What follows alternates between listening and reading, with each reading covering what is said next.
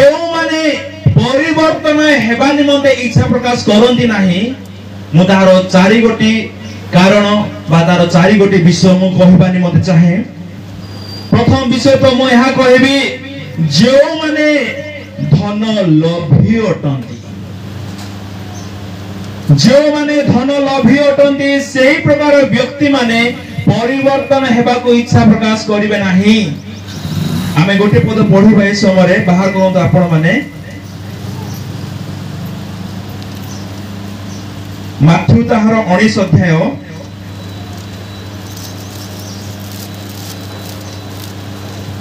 ताहार 22 पद पढंतु। माथ्यू तार 19 अध्याय 22 पद माइक रे पढंतु।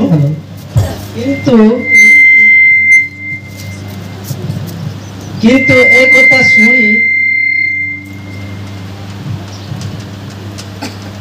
एक कथा सुनी युवकटी दुखित होई चली गले कारण ताहांकर बहुत संपत्ति थिला।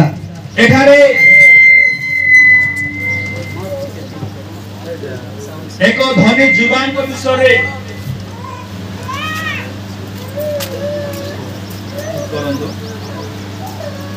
एठारे आमे एक धनी जुवान को विषय देखोछु जहां को विषय रे प्रभु यीशु ख्रीष्ट कहू छथि एही धनी युवक से प्रभु यीशु को निकट को आसी से पचारंती हे गुरु अनंत जीवन प्राप्त हेबा निमंते मु केउ सत्कर्म करिबी। सही समय प्रभु यीशु ख्रीष्ट तांको कहिले तुमे की जानो नाही नर हत्या करो नाही, चोरी करो नाही, व्यभिचार करो नाही, मिथ्या साक्ष्य दियो नाही, पिता माता को समादर करो, पुरी तुमर प्रतिवासी को आत्मतुल्य प्रेम करो। जते एई समस्त आज्ञा प्रभु यीशु ख्रीष्ट से युवक को कहती से समय से युवक कोन कहू अछि एई समस्त आज्ञा मु आपनर बाल्य काल रो पालन करी आसु अछि। ए समस्त आज्ञा मु आपनर युवा अवस्था रो मु पालन करी आसु अछि। सेते प्रभु यीशु ख्रीष्ट तांकरी विषय रे सुनी बहुत खुशी हेले एवं तांको जीवन जहा उणा थिला जे उणा थिला सही उणा विषय प्रभु ताहांको जणाइले आउ तमे जदी एही विषय करिवारे सक्षम हेबो तेबे तुम मनरे जे अभिलाष अछि, तुम मनरे जे इच्छा अछि अनंत जीवन पाइबारो ताहा तुमे पाई पारिबो। आउ से उणा विषय कोन थिला से आपना निकट रे यथेष्ट संपत्ति से संचय कर रखिथिला। से को धनी युवा थिला तांग पाखरे प्रचुर धन थिला किंतु से दरिद्र मान को दान करबा निमंते इच्छा प्रकाश करू नथिला। एही विषय को जानी प्रभु यीशु ख्रीष्ट कहले तुमे आपन सर्वस्व विक्रय करी दरिद्र मान को दान करो आ तुमे स्वर्ग रे धन पाइबो पुणी आसी मोहर अनुगमन करो। जेते प्रभु यीशु ख्रीष्ट एही विषय से धनी युवक को कहले सेही समय से धनी युवक से दुखित हेले से इच्छा प्रकाश कले नाही।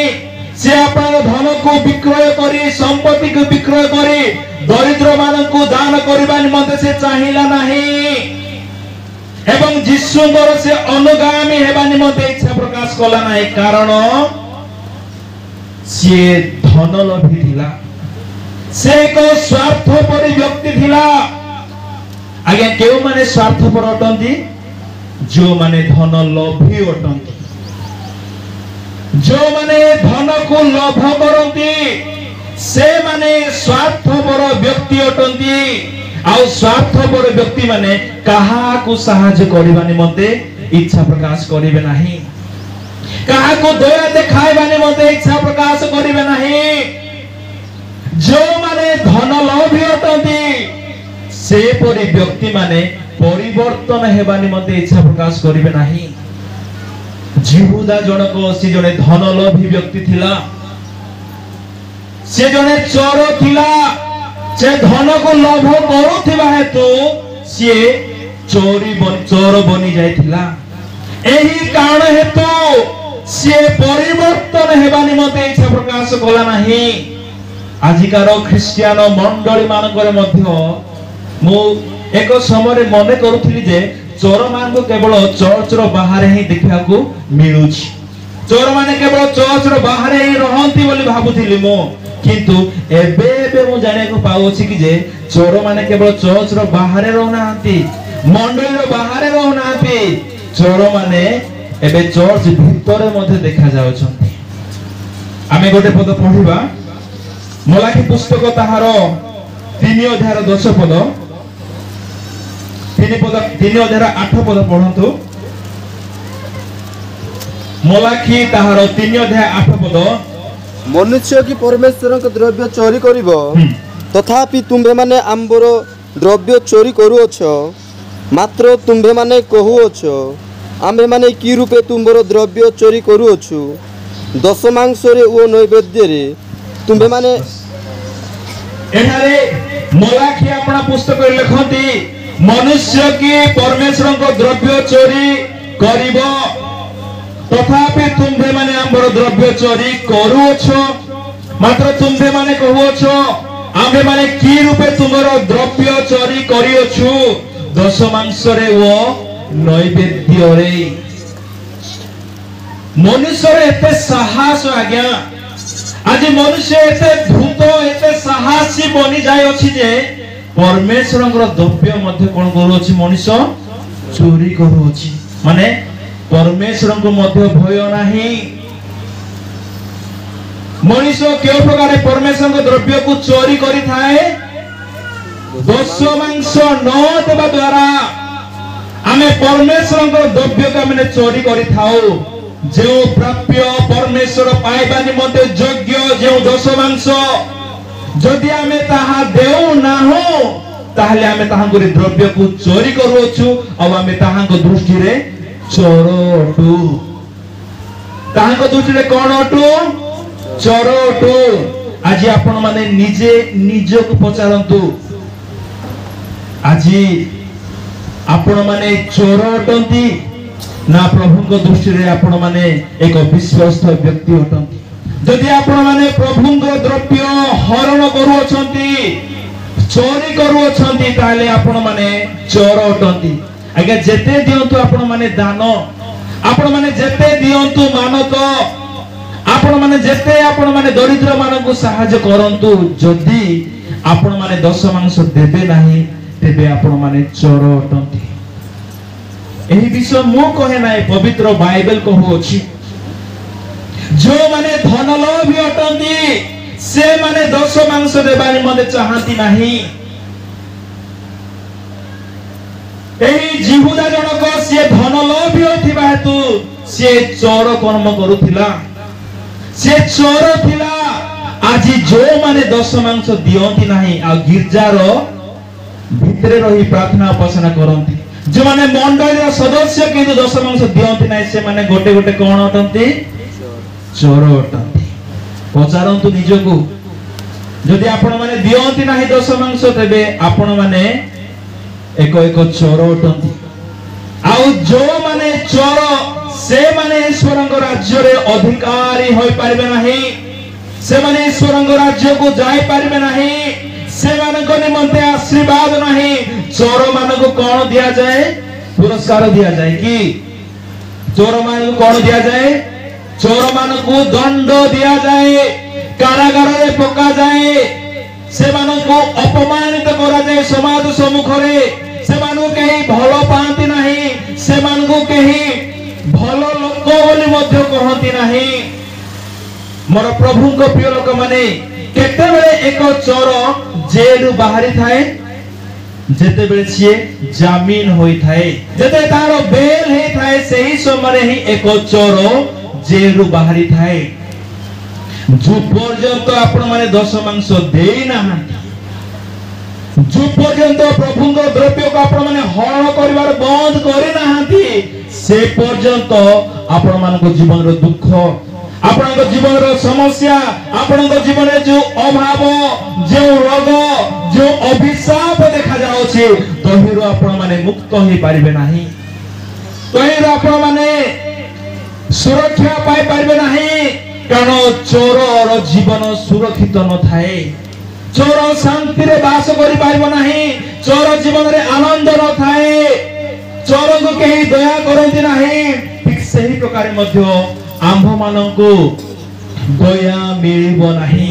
ଆମେମାନେ ଶାନ୍ତିରେ ଆପଣ ଜୀବନ ବିତାଇ ପାରିବା ନାହିଁ, ଆମେ ସୁରକ୍ଷାରେ ଆପଣ ଜୀବନ ବିତାଇ ପାରିବା ନାହିଁ, କାରଣ ଆମେ ପ୍ରଭୁଙ୍କ ଦୃଷ୍ଟିରେ ଚୋର ଅଟୁ। ଏଣୁ ମୋର ପ୍ରଭୁଙ୍କ ପ୍ରିୟ ଲୋକମାନେ ଦଶ ମାଂସ ଦେଇ ଧନ ଲୋଭରୁ ମୁକ୍ତ ହୁଅନ୍ତୁ, ପ୍ରଭୁଙ୍କର ଆଜ୍ଞାକୁ ପାଳନ କରନ୍ତୁ। ପ୍ରଥମ ଭୁଲ ଯାହା ଜିହୁଦା କରିଥିଲା ଆଉ ତାହା ଏହା ଅଟେ ଯେ ସେ ଜଣେ ଧନ ଲୋଭୀ ଥିଲା। ଏହେତୁ ସେ ଚୋରି କର୍ମ କଲା। ଯେଉଁମାନେ ଧନ ଲୋଭୀ ସେମାନେ ପରିବର୍ତ୍ତନ ହେବା ନିମନ୍ତେ ଇଚ୍ଛା ପ୍ରକାଶ କରନ୍ତି ନାହିଁ। ଦ୍ୱିତୀୟ ବିଷୟ ମାନେ ପଢିବା, କେଉଁମାନେ ପରିବର୍ତ୍ତନ ହେବା ନିମନ୍ତେ ଇଚ୍ଛା ପ୍ରକାଶ କରନ୍ତି ନାହିଁ। ଯୋହନ ଲିଖିତ ସୁସମାଚାର ତାହାର 8 ଅଧ୍ୟାୟ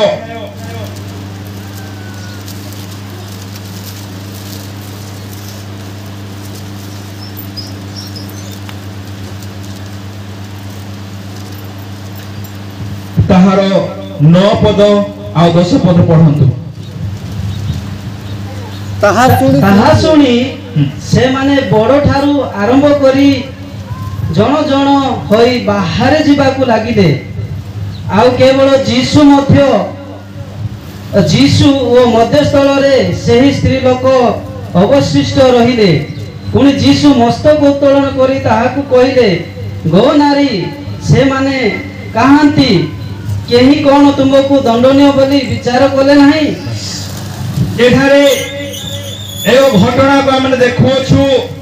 ବ୍ୟଭିଚାର କର୍ମରେ ଧୃତା ଏକ ସ୍ତ୍ରୀଙ୍କୁ ଶାସ୍ତ୍ରୀ ଆଉ ଫାରୁସୀ ମାନେ ଯୀଶୁଙ୍କ ନିକଟକୁ ଆଣି ସେମାନେ ପରୀକ୍ଷା କରିବା ଆଳରେ ସେମାନେ ଯୀଶୁଙ୍କୁ ପଚାରନ୍ତି, ହେ ଗୁରୁ, ବ୍ୟବସ୍ଥା କହେ ମଶା ମାନଙ୍କୁ ଶିକ୍ଷା ଦେଇଅଛନ୍ତି, ଯେଉଁମାନେ ବ୍ୟଭିଚାର କର୍ମରେ ଧରା ପଡନ୍ତି ସେମାନଙ୍କୁ ତୁମେ ପଥର ପକେଇ ତୁମେ ମାର, ସେମାନଙ୍କୁ ତୁମେ ବଦ୍ଧ କର। ତେବେ ଆପଣ କଣ କହୁଅଛନ୍ତି? ସେହି ସମୟରେ ପ୍ରଭୁ ଯୀଶୁ ଖ୍ରୀଷ୍ଟ ନିରୁତ୍ତର ହୋଇ ସେମାନେ କୌଣସି ଉତ୍ତର ନ ଦେଇ ସେ ନିରବରେ ସେ ଭୂମିରେ କିଛି ଲେଖିବାକୁ ଲାଗିଲେ। ସେ ଭୂମିରେ କିଛି ଲେଖିବାକୁ ଲାଗିଲେ। ଆଉ ଯାହା ସେ ଲେଖୁଥିଲେ ତାହା ସେ ଫାରୁସୀ ଏବଂ ସାଧୁକୀ ମାନଙ୍କର ପାପ ଥିଲା। ସେ ଶାସ୍ତ୍ରୀ ଏବଂ ଫାରୁସୀ ମାନଙ୍କର ପାପକୁ ସେ ଲେଖୁଥିଲେ। ତାହା ସେମାନେ ଜ୍ଞାତ ହୋଇ ନିଜର ଭୁଲକୁ ନିଜର ଅପରାଧକୁ ସେମାନେ ଜାଣିପାରି ସେମାନେ ଆପଣାକୁ ଯୋଗ୍ୟ ମନେ ନ କରି ସେହି ବ୍ୟଭିଚାରୀ ଧୃତା ସ୍ତ୍ରୀଙ୍କୁ ସେମାନେ ପଥରରେ ମାରିଲେ ନାହିଁ, ତାଙ୍କୁ ପଥରାଘାତ କଲେ ନାହିଁ ଏବଂ ସେମାନେ ସେହି ସ୍ଥାନରୁ ପ୍ରସ୍ଥାନ କରିଥିଲେ ଶାସ୍ତ୍ରୀ ଏବଂ ଫାରୁସୀ ମାନେ। ତେବେ ମୁଁ କହିବା ନିମନ୍ତେ ଚାହିଁବି, ଏହି ଶାସ୍ତ୍ରୀ ଆଉ ଫାରୁସୀ ମାନେ ଆପଣର ଭୁଲକୁ ଜାଣିପାରିଲେ ନାହିଁ, ଜାଣିପାରିଲେ ପ୍ରଭୁ ଯୀଶୁ ଖ୍ରୀଷ୍ଟଙ୍କର ଉପସ୍ଥିତି ଦ୍ୱାରା, କିନ୍ତୁ ଏମାନେ ଜାଣିଲେ ସୁଦ୍ଧା ଆପଣ ପାପକୁ ସ୍ୱୀକାର କଲେ ନାହିଁ। ଏମାନେ ନିଜର ଭୁଲକୁ ମାନିଲେ ସତ, କିନ୍ତୁ ଆପଣ ମୁଖରେ ସ୍ୱୀକାର କଲେ ନାହିଁ, ନିଜକୁ ପାପୀ ବୋଲି ସେମାନେ ମନେ କଲେ ନାହିଁ। ଏହି କାରଣ ହେତୁ ସେମାନେ ସେହି ସ୍ଥାନରୁ ପ୍ରସ୍ଥାନ କଲେ, କାରଣ ସେମାନେ ଆପଣ ପାପ ସ୍ୱୀକାର କରିବା ଦ୍ୱାରା ନିଜର ପଦବୀରେ ଦାଗ ଲାଗିଯିବ। ଲୋକମାନେ ସେମାନଙ୍କୁ ମାନିବେ ନାହିଁ, ଲୋକମାନେ ସେମାନଙ୍କୁ ଗ୍ରହଣ କରିବେ ନାହିଁ, ସେମାନଙ୍କୁ ସମ୍ମାନ ମିଳିବ ନାହିଁ। ଏହାକୁ ଚିନ୍ତା କରି ସେମାନେ ଆପଣଙ୍କ ପାପ ସ୍ୱୀକାର ନ କରି ସେହି ସ୍ଥାନରୁ ସେମାନେ ଜଣେ ଜଣେ କରି ପ୍ରସ୍ଥାନ କରିଥିଲେ। ତେବେ ଦ୍ୱିତୀୟ ବିଷୟ ମୋର ପ୍ରଭୁଙ୍କ ପ୍ରିୟ ଲୋକମାନେ, ଯେଉଁମାନେ ଆପଣ ପାପର ବୋଧ ପ୍ରାପ୍ତ ହେଲା ପରେ ହିଁ, ଯେଉଁମାନେ ନିଜର ଭୁଲକୁ ଜାଣିଲା ପରେ ହିଁ ସ୍ୱୀକାର କରି ଛାଡ଼ନ୍ତି ନାହିଁ, ସେପରି ବ୍ୟକ୍ତିମାନେ ପରିବର୍ତ୍ତନ ହେବା ନିମନ୍ତେ ଇଚ୍ଛା ପ୍ରକାଶ କରନ୍ତି ନାହିଁ। ସେପରି ବ୍ୟକ୍ତିମାନେ ବଦଳିବାକୁ ଚାହାନ୍ତି ନାହିଁ। କିନ୍ତୁ ଯେଉଁ ବ୍ୟକ୍ତି ଆପଣଙ୍କ ପାପକୁ ସ୍ୱୀକାର କରି ଛାଡ଼େ, ସେହି ବ୍ୟକ୍ତି ପରିବର୍ତ୍ତନ ହେବା ନିମନ୍ତେ ସିଏ ଆପଣଙ୍କୁ ସମର୍ପଣ କରିଥାଏ। ସେହି ବ୍ୟକ୍ତି ପରିବର୍ତ୍ତନ ହେବା ନିମନ୍ତେ ଇଚ୍ଛା ପ୍ରକାଶ କରିଥାଏ। जदि आज आम्भे माने निजर पाप को जानी पारुछु निजर भूल को जानुछु तेबे जाने की रही जीवा यथेष्ट विषय नाही जदि आमने जानुछु तेबे से पाप को हमें प्रभु को सम्मुख रे स्वीकार करू आज एवं काले के हमको जो 2 दिन सुजोग मिली अछि एही दिन रे हम निजर पाप को स्वीकार करे निजर अधर्म को मानी जाए प्रभु को सम्मुख रे समस्त स्वीकार करे आमे निजको परिवर्तन करू निजको माने बदलाओ निजको माने सुधराओ आ जदि माने बदलिबा निमते चाहिबा नाही आ जदि माने सुधरिबा निमते चाहिबा नाही ताहेले आमनर शेष दंड अति भयंकर हेबो आमानको केही सुरक्षा दे परिबे नाही आमानको केही रक्षा करि परिबे नाही आ एक पद पढिबा ए समय माथु तार 23 अध्याय रो 28 पद केउ व्यक्ति माने बदलिबा निमते चाहते नाही तारो थर्ड पॉइंट सही प्रकारे तुमे माने मध्य बाहर लोकंक दृष्टि रे धार्मिक देखा जाओ किंतु भीतर कपट व अधर्म रे परिपूर्ण जो माने लोकमान को दृष्टि रे अपना को धार्मिक देखांती जो माने अपना को सेल्फ राइचस आत्म धार्मिक जो माने एवं जो माने अन्य मान को मत कहंती मो धार्मिक एवं से प्रकार देखे हुंती सही प्रकार व्यक्ति माने परिवर्तन हेबा निमते इच्छा प्रकाश करंती नाही शास्त्री माने फारूसी माने परिवर्तन हेबा निमते इच्छा प्रकाश कले नाही मोर प्रभु को प्रिय लोक माने प्रभु शास्त्री फारूसी मान को सुजोग देले ता सहित जिहुदा को मध्य प्रभु सुजोग देले किंतु एही व्यक्ति माने परिवर्तन हेबा निमते इच्छा प्रकाश कले नाही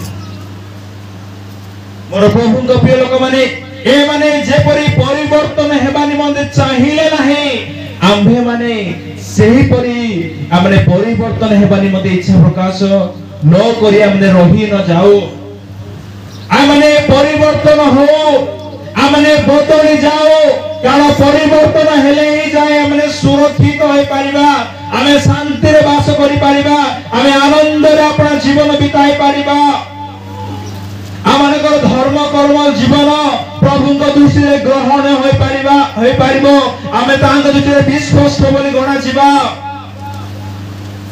जदि आमने परिवर्तन न हो तेबे आमानकर जीवन अति दरमरा हेबो आमानकर जीवन दयामय हेबो आमे शांति रे वास करिबा निमते सुजोग पाई न पारो जिहुदा जे भूल कला अपना जीवन रे आमे अपना जीवन रे सेही भूल न करू जिसुंग संगे रही रही सुधा से भूल अपना को सुधारिला नहीं बाइबल रे ए भली अनेक व्यक्ति माने अछंती जो व्यक्ति माने धन लोभ रे पड़ी जाए विनष्ट हेले लोटंक स्त्री से धन लोभ करी से लवण स्तंभ हेला एवं बाइबल रे आहो जने एक व्यक्ति जे कि कुष्ठ रोग होइथिले कुष्ठ रोग रे आक्रांत होइथिले से व्यक्ति जन किए गेहेजी धन लोभ रे पड़ी जाए से कुष्ठ रोगी होइथिले एही आमे ठर देखो पाउछु जिहुदा धन लोभ रे पड़ी शेष रे अति दुखदायक अभिशप्त मरण मरु अछंती मोर प्रभु को प्रिय लोक माने धन लोभ ए हेतु कहा जाए समस्त अनिष्ठर मूल विषय अटे ए धन लोभ मान को परिवर्तन हेबा निमते मान को सुजोग दिए नाही धन लोभ मान को प्रभु को निमते हस्त बढ़ाइबा निमते सुजोग दिए नाही आमान को उदारवादी करे नाही धन लोभ निज पाखरे धन संचय करिबा भूल विषय नहीं किंतु धन को लोभ करिबा भूल विषय अटे मोर प्रभु को प्रिय लोक माने जिहुदा परिवर्तन हेला नाही प्रभु तांको सुजोग देले सुधा परिवर्तन हेला नाही जो माने प्रथम रे धन लोभी अटंती एवं द्वितीय रे जो माने निजर भूल को स्वीकार करे छाड़ंती नाही तृतीय रे जो माने आत्म धार्मिक एही परि व्यक्ति माने केबे मध्य परिवर्तन हेबा निमंते इच्छा प्रकाश करंती नाही किंतु जो माने धन लोभ को त्याग करिवे एपरि व्यक्ति माने परिवर्तित हेबा निमंते इच्छा प्रकाश करंती एपरि व्यक्ति माने परिवर्तन होई पारिबे जो माने निज को धार्मिक न देखाए अपना को पापी बोली मने करी अपना को नम्र करिवे ईश्वर धार्मिकता रे अपना को तांकरी अनुग्रह धार्मिक बोली मने करिवे तांकरी रक्त द्वारा तांकरी रक्त रे कीत हेबा द्वारा जो निज पाप को स्वीकार करी छाड़िबे एही परि व्यक्ति माने ही परिवर्तन होई पारिबे यदि आज पर्यंत माने अपरिवर्तनीय अवस्था रे अछु प्रभुंग दासंकर सहभागिता रे आसु आसु प्रभुंग लोक मानकर संस्कार आसु आसु मध्य प्रभुंग सानिध्य रे आमे अपना समय बिताओ बिताओ मध्य यदि आय माने परिवर्तन हेबा निमंते इच्छा प्रकाश न करू तेबे आमठार दुर्भागा किए होई पारे सेदिन प्रभु यीशु ख्रीष्ट 3.5 वर्ष जिहुदा को सुजोग देथिले परिवर्तन हेबा निमंते बदलिबा निमंते निज जीवन को संपूर्ण चेंज करबा निमंते but he did not like to change his life से अपना जीवन को परिवर्तन हेबा निमंते अपना को बदलाइबा निमंते से इच्छा प्रकाश कला नहीं আজি आमे अनेक वर्ष आमे सुजोग पाउछु जिहुदा 3.5 वर्ष सुजोग पाइला केही 10 वर्ष लानि सुजोग पाइ आसुछंती केही 15 वर्ष लानि सुजोग पाइ आसुछंती केही 20 वर्ष लानि सुजोग पाइ आसुछंती केही 30 वर्ष लानि सुजोग उपरे सुजोग दया उपरे दया अनुग्रह उपरे अनुग्रह सुजोग पाइ आसुथिले हैं परिवर्तन हेबा निमंते इच्छा प्रकाश करू नाहंती मोर प्रभुंक प्रिय लोक माने यदि प्रभु आज आपन सहित कथा होछंती यदि प्रभु आज मो सहित कथा हेउछंती बोली मने करूछंती तेबे आपन पाप को स्वीकार करी संपूर्ण परिवर्तन हेबा निमंते इच्छा प्रकाश करंतु कारण जो माने परिवर्तित हेबे जो माने बदलिबे जो माने फेरी आसीबा निमंते इच्छा प्रकाश करिवे जयतार 2:12 पद अनुसार से परि व्यक्ति को प्रभु ग्रहण करिवे से माने परित्राण प्राप्त हेबे जो माने फेरिबे से माने परित्राण प्राप्त होई पारिबे द्वितीय रे से माने बाप्तिजित होई पारिबे तृतीय रे से माने पवित्र आत्मा पाई पारिबे एवं से माने पवित्र बोली गणा जिवे प्रभुंग दृष्टि विश्वास देखा जिवे अनंत जीवन मध्य पाई पारिबे सेही दिन से धनी जुबा से अपना धन को विक्रय करी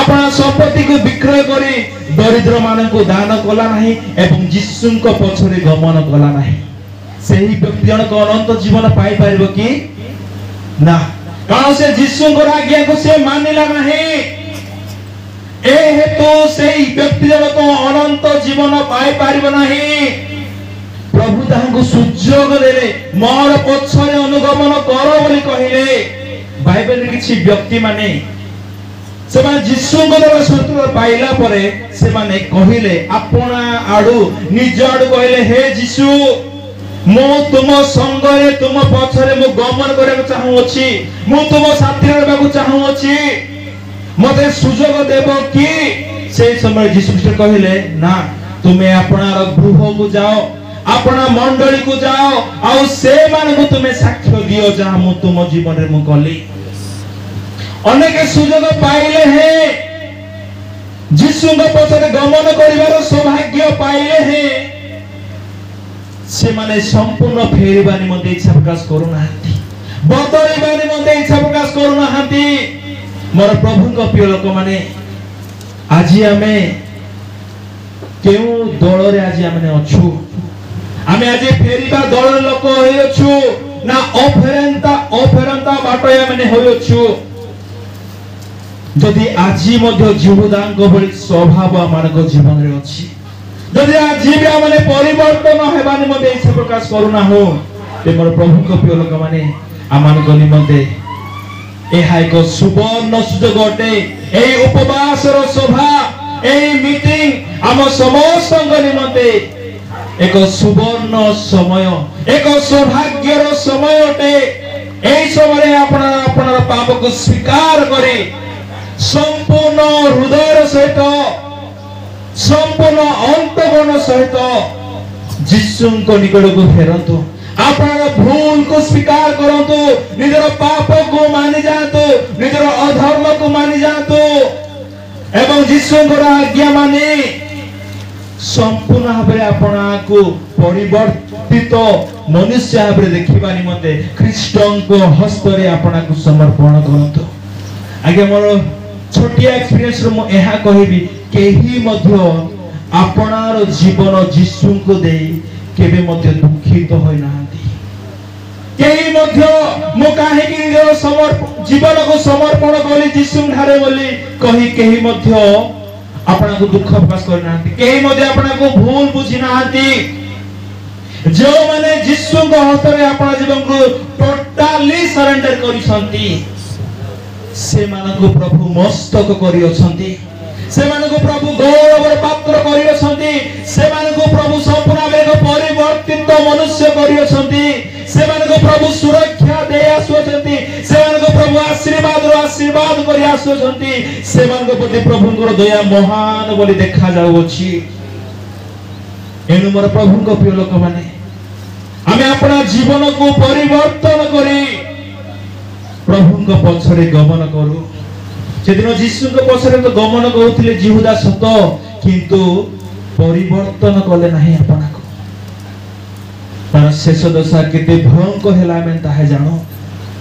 आइ माने अपरिवर्तित मनुष्य हे न रहू। पवित्र बाइबल एही भली अनेक व्यक्ति प्रेरित पाउलଙ୍କ विषय माने जानो। से यीशुଙ୍କ निकट को फेरिले तांको त्राणकर्ता भाबे ग्रहण कले। प्रभु ताहां द्वारा अनेक मंडली को स्थापन कले। स्वर्ग रे से महा पुरस्कार लाभ करिवा निमंते से जाउ अछंती। जो माने फेरिबे नाही से माने पापी बोली गणा जिवे। से माने को जीवन अभिशाप छाड़िबो नाही। से माने को जीवन रोग छाड़िबो नाही। से माने को जीवन दुख दूरे जीव नाही। से माने केबे शांति रे वास करि पारबे नाही। से माने को प्रति प्रभुଙ୍କ दया प्रकाशित होई पारबो नाही। से माने प्रभु ठारू सुरक्षा spiritual blessing and material blessing आछो से माने पाई पाइबे नाही।